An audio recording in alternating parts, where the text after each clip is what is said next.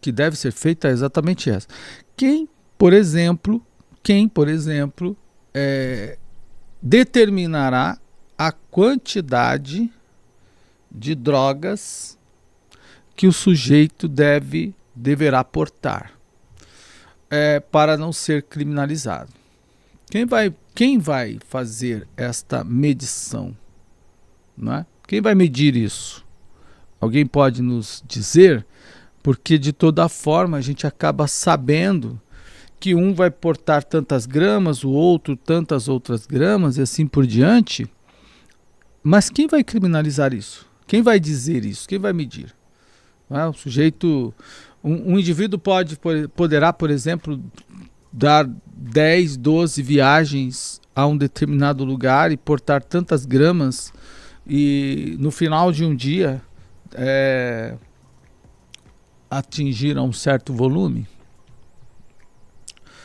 Então essas perguntas precisam ser feitas e essas respostas dadas à população, exatamente pelo fato de que drogas prejudicam, né?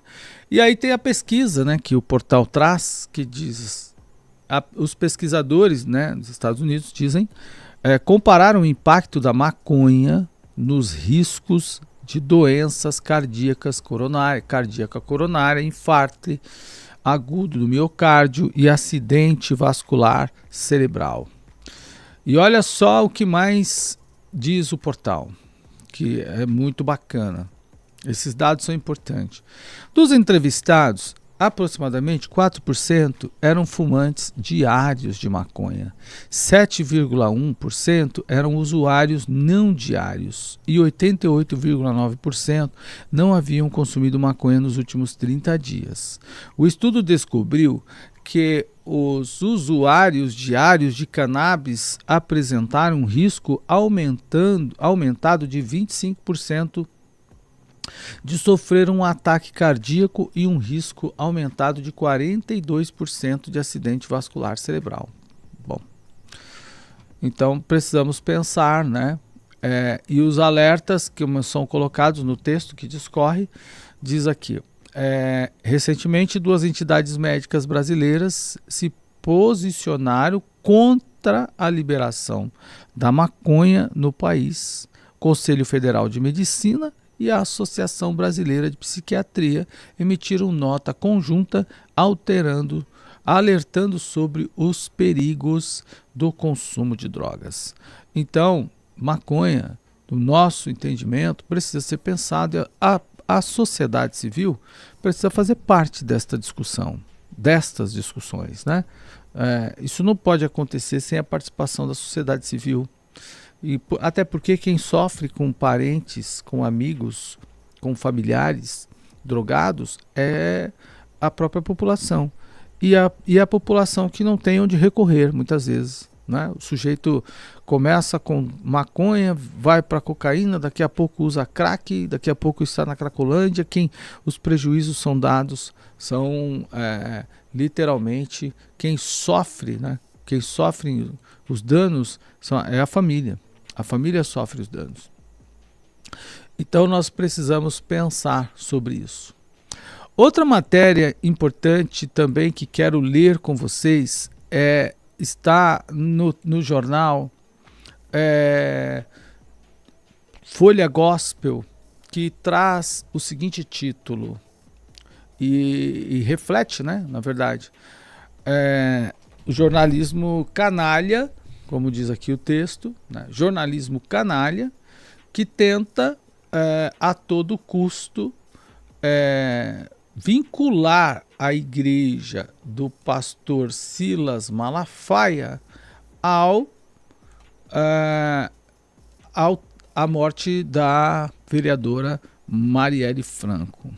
O Silas Malafaia publicou uma mensagem no Twitter ontem, bem quente, né, sobre isso.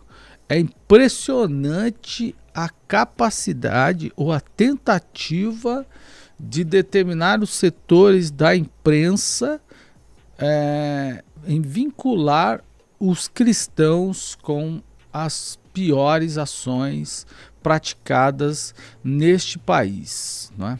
E aí a gente vê literalmente esta publicação do Lauro Jardim, do jornal O Globo, como publica aqui a coluna, não é? E diz assim, a matéria, né? Diz exatamente assim: o colunista Lauro Jardim, do jornal O Globo, publicou uma notícia grave neste domingo. E a notícia publicada por ele diz exatamente o que? A notícia diz, a matéria, né? O que diz? Envolvendo não apenas o pastor Silas Malafaia, mas a igreja na qual é o presidente, a Assembleia de Deus Vitória em Cristo, entre parênteses, a ADVEC.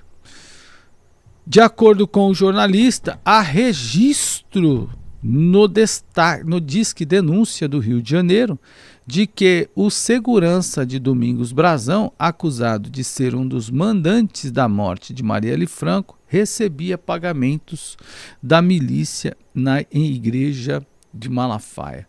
É impressionante a capacidade que determinados setores da imprensa têm e o esforço que faz para publicar, para vincular a igreja aos principais, aos crimes mais terríveis deste país. O pastor Silas Malafaia se defendeu, dizendo, eu assisti o vídeo dele, não é, publicado no Twitter, em que ele afirma categoricamente que ele não tem bola de cristal para saber se alguém de fato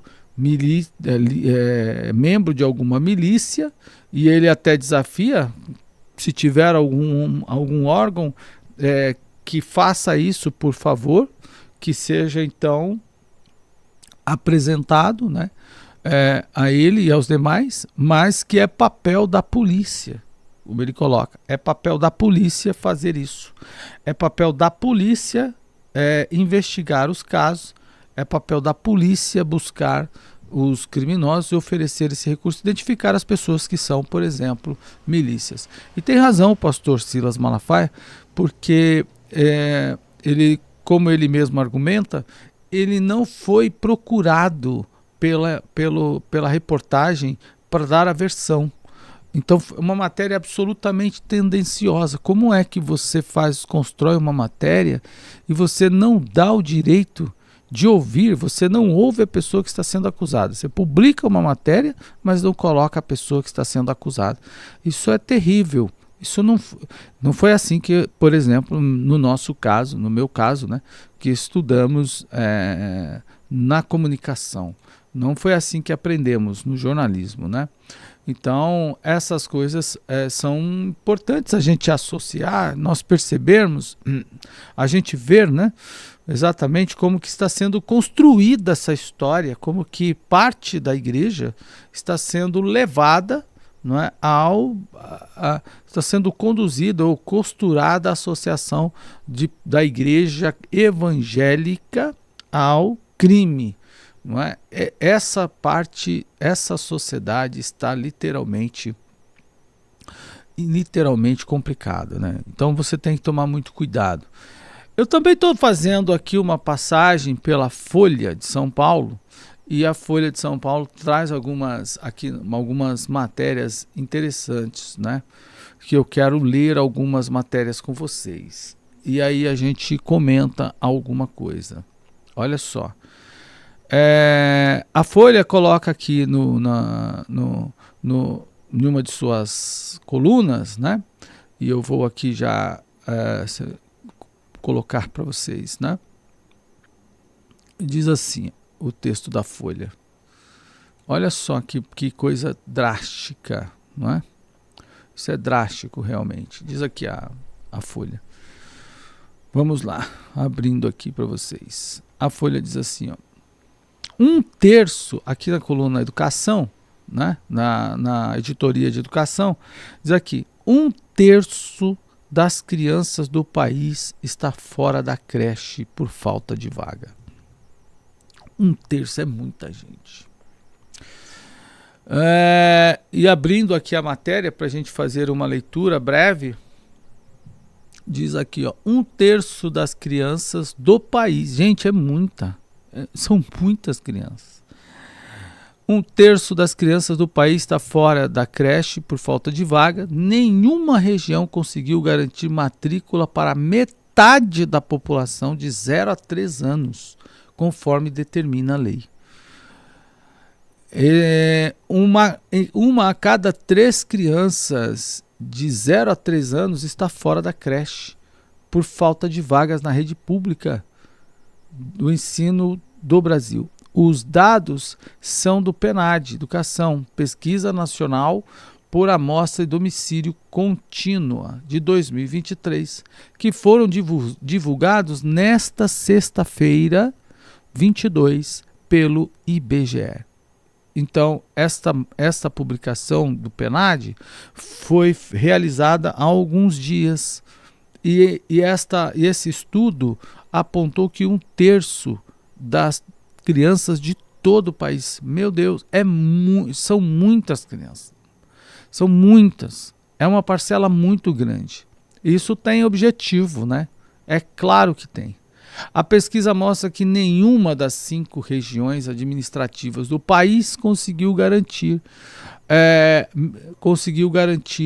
a oferta de vagas para metade da população dessa faixa etária, de até 3 anos, conforme estabelece a lei do PNE, do Plano Nacional de Educação. Então, vejam só, entre as crianças, um pouco mais abaixo, ele diz assim, apesar de o país ter avançado na oferta de vagas para esta etapa desde 2016, ainda está longe de alcançar a metade de 50%, segundo o PNAD em 2023. Apenas 38,7% das crianças dessa idade estavam matriculadas em creches.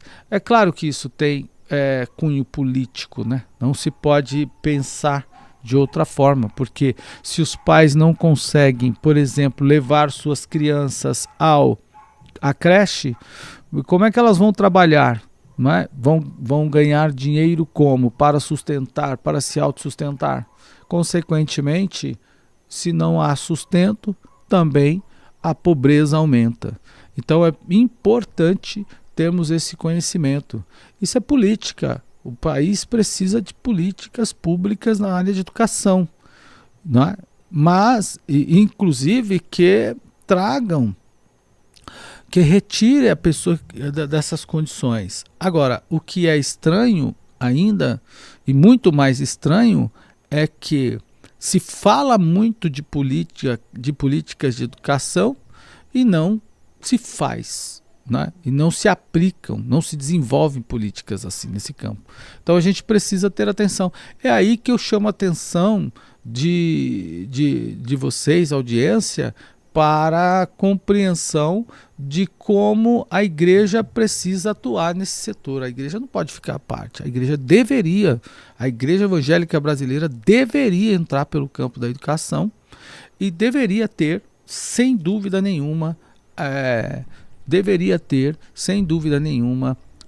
políticas de educação nesse sentido e ter as suas creches, ter a escola, porque isso gera possibilidade, né? O pai tendo o filho na creche gera a possibilidade dele ir ao trabalho tranquilamente, fazer buscar a sua renda, não é?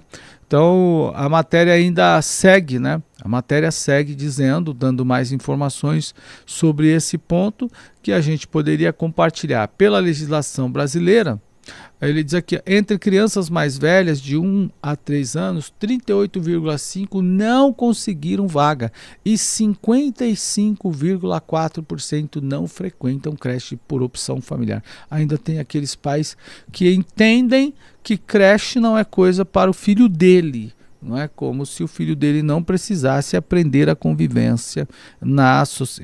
em sociedade com as demais crianças, né? Até para que ele aprenda, para que ele ganhe confiança, para que ele se desenvolva. Então é importante a gente também ter esse conhecimento, né?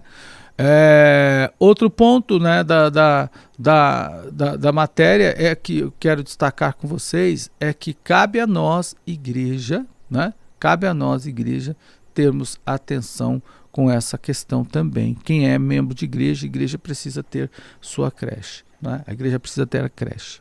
Tá bom, queridos? Bom, nós já estamos chegando então ao final de nossa programação, mas eu queria ler uma última matéria, né, do G1, né? Queria ler uma última matéria do G1, que é interessante a gente pensar, né, sobre como que as coisas acontecem neste país, né? Nós temos, como cidadãos, temos que conhecer os nossos direitos e os nossos deveres para que as coisas funcionem bem, não é? O G1 publicou aqui algumas matérias e algumas delas eu gostaria de ler, né?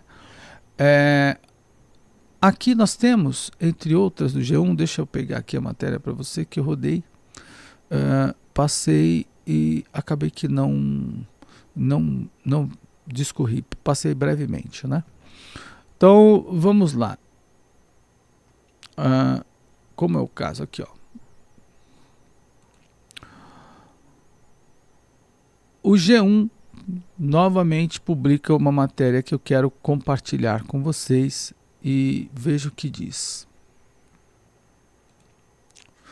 É uma tentativa muito grande, né, que a sociedade tem de colocar, de incluir, por exemplo, o setor conservador, né, nos piores crimes deste país. Olha o que diz o G1, né? A relação íntima, o assunto tal, né? Caso Marielle, o Estado dentro do crime. A relação íntima entre milícias, policiais e políticos foi desnudada com a prisão dos 3 suspeitos da morte da vereadora Marielle Franco e do motorista Anderson Gomes. A Polícia Federal deveria também dar explicações de quem matou, por exemplo, Celso Daniel, né? Quem se lembra aí do Celso Daniel, né? Então vamos a uma parte do texto ao lead da matéria. Diz assim, ó, assunto do G1.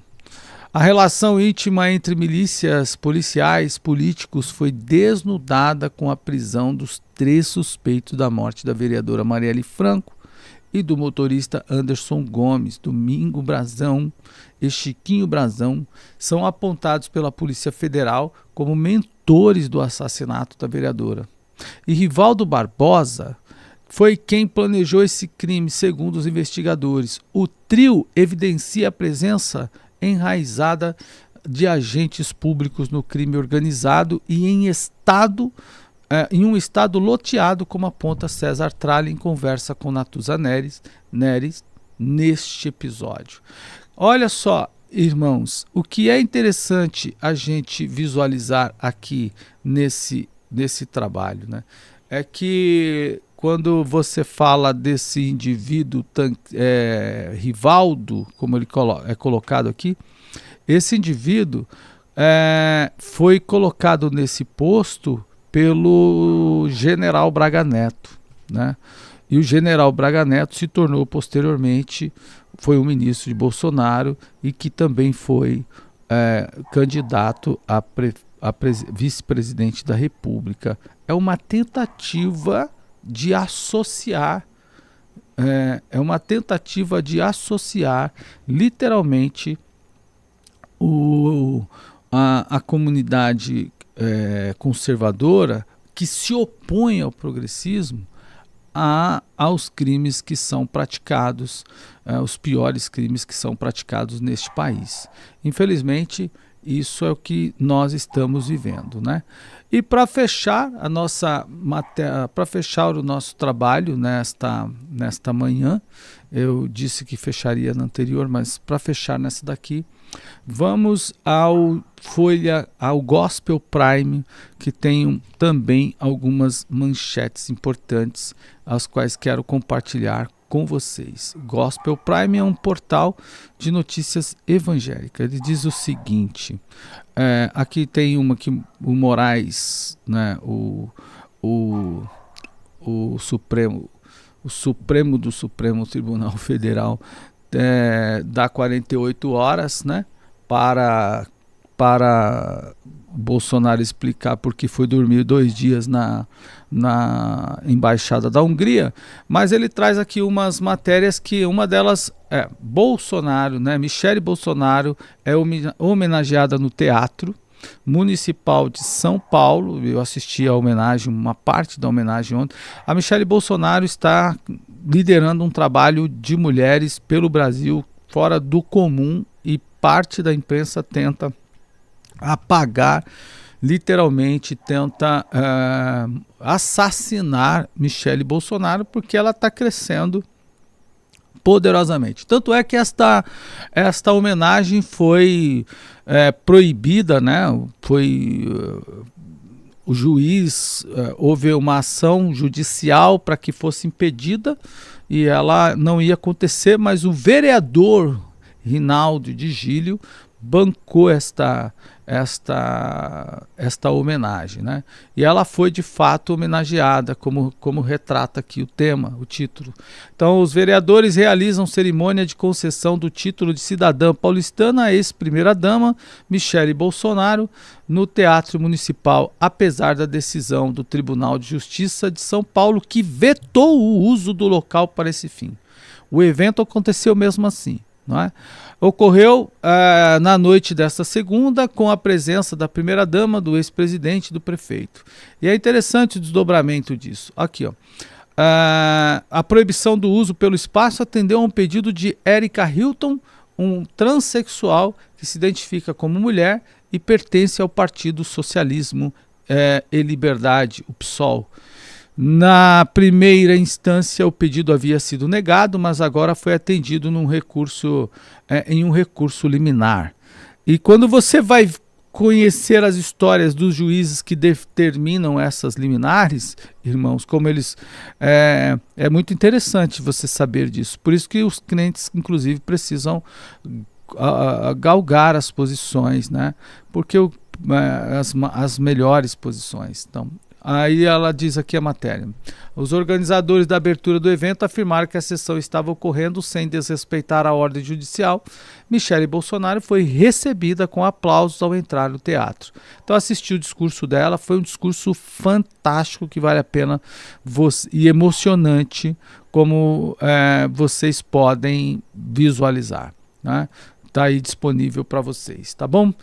Bem, queridos, nós vamos finalizar, né, o nosso trabalho nesta manhã e querendo agradecer a Deus sempre por tudo que Ele tem feito por nós. Deus é bom o tempo todo. Amanhã a gente volta para fazer um pouquinho mais de leitura e principalmente para o público que não... e comentar um pouquinho sobre as principais matérias, principalmente, tá bom, querido? E o intuito disso é fazer com que os cristãos, né, principalmente aqueles que não estão habituados a ler jornais, que leiam. É importante ler. Lendo, vamos participar diariamente das decisões da sociedade, das decisões da comunidade. Então leia, se intere, tá bom? Leia jornais, leia livros, ouça palestras, tem muitas oportunidades e, sobretudo, leia a Bíblia. A Bíblia é o melhor livro para todos. Deus abençoe vocês e até o nosso próximo encontro aqui.